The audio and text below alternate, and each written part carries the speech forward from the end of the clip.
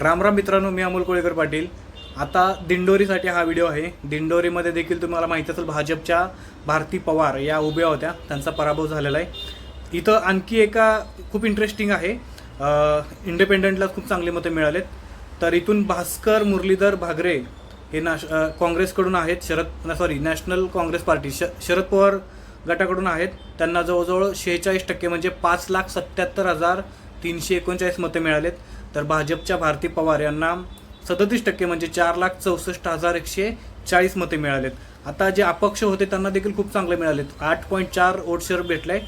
तर 1,03,632 मतं एवढी मिळालेत अपक्ष उमेदवाराला। त्याच्यानंतर वंचित बहुजन आघाडीच्या देखील आहे, त्यांना 37,000 मतं भेटलेत, धोमसे मालती राहुल।